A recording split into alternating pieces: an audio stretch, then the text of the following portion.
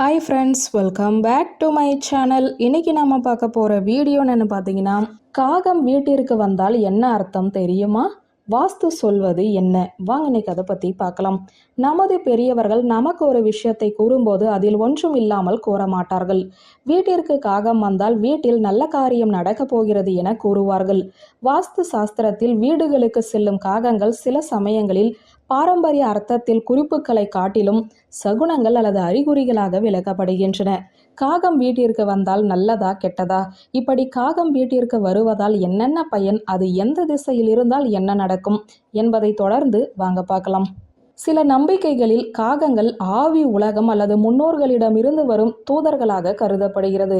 காகம் உங்கள் வீட்டிற்கு அடிக்கடி வந்தாலோ அல்லது வழக்கத்திற்கு மாறான முறையில் நடந்து கொண்டாலோ, அதாவது ஜன்னல்களை தட்டுவது, விடாப்பிடியாக கத்திக்கொண்டு இருப்பது, அது முன்னோர்கள் அல்லது பிரிந்த அன்பர்களிடமிருந்து வந்த செய்தியாக சொல்லப்படலாம். அடுத்ததாக, வாஸ்துவில் பொதுவாக பறவைகள் செய்திகளை கொண்டு வருவதாக கருதப்படுகிறது.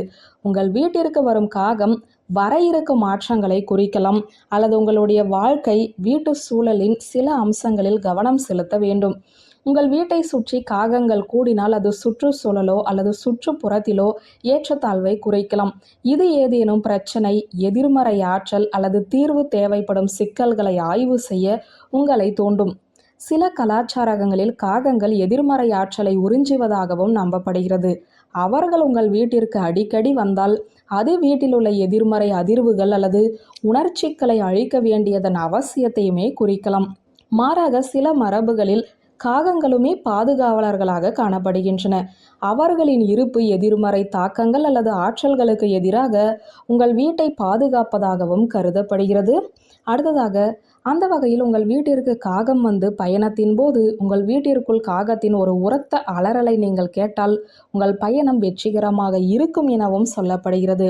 ஒருவேளை நேர்காணலுக்கு, அதாவது இன்டர்வியூ அல்லது வேறு ஏதேனும் சுப காரியங்களுக்கு செல்லும் போது வீட்டிலிருந்து மேற்கு நோக்கி காகங்கள் பறந்தால் நீங்கள் வேலையில் வெற்றி பெறுவீர்கள் என அர்த்தம்.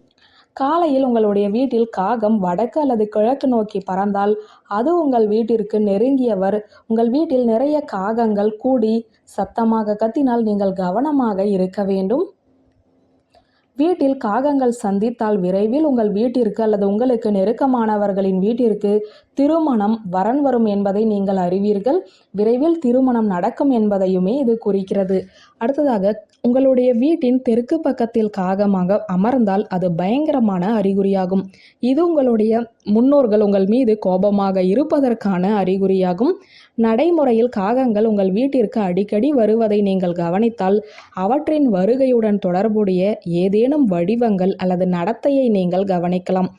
இந்த விளக்கங்களை அளிக்கும் அதே வேளையில் தனிநபர் நம்பிக்கைகள் மற்றும் கலாச்சார சூழல்களுமே மக்கள் தங்கள் வீடுகளை சுற்றி காகங்கள் மற்றும் பிற விலங்குகளின் இருப்பை எவ்வாறு விளக்குகின்றன என்பதையும் பாதிக்கலாம். வியூவர்ஸ், இந்த வீடியோ உங்களுக்கு பிடித்திருந்த லைக், கமெண்ட், ஷேர் பண்ணுங்க. நன்றி.